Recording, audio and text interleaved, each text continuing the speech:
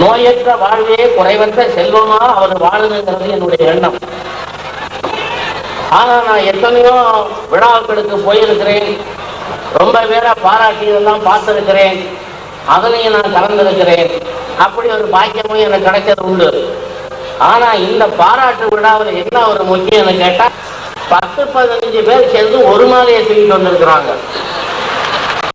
10-15 பேர் சேர்ந்து ஒரு மாலையை தூக்கி கொண்டு வந்து தலைவர் கழுத்துல போடக்கூடிய அளவுக்கு அப்படி ஒரு மாலைன்னா அது யாருக்கு கிடைக்கும்னா அது புரட்சி தலைவர் ஒருத்தருக்கு தான் கிடைக்கும். அந்த ஒவ்வொரு இதழில் நீங்களும் இருக்கிறீங்க, நாங்களும் இருக்கிறோம். ஆக நீங்கள்லாம் வந்து மேடையில் ஏறி நீங்க மாலை போடணும்னு அபிப்பிராயப்பட்டீங்கன்னா மேடை தாங்காது. அதனால உங்களெல்லாம் ஒவ்வொரு இதழாக நினைச்சு ஒரே மாலையா கட்டி அதை நாங்கள்லாம் சேர்ந்து போட்டோம். அதனால நீங்களும் போட்டதாகத்தான் அர்த்தம், வருத்தப்படாதீங்க. நான் நம்ம இந்த மாதிரி சந்தர்ப்பத்தில் மாலை போட நமக்கு கொடுத்து வைக்கிறேன் நிச்சயமா நினைக்காதீங்க. அது நீங்கள்லாம் சேர்ந்து போட்ட மாலை தான். பாலச்சந்தர் அவர்கள் முதல்ல இங்க வந்து பேசும்போதே நான் என்னென்ன பேசணும்னு நினைச்சிட்டு இருந்தாலும் அத்தனையும் பேசிட்டார். நான் இதுதான் பேச போறேன்னு இவருக்கு என்ன தெரியும்? அதான் டைரக்டர். அதனால நான் இப்ப வேற ரூட்ல போக வேண்டியதான் இருக்குது.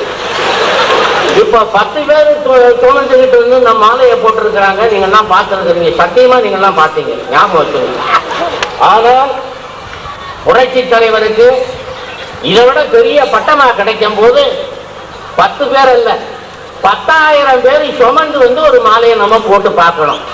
அது சீக்கிரத்தில் நடக்குங்கிறது என்னுடைய அபிப்பிராயம்.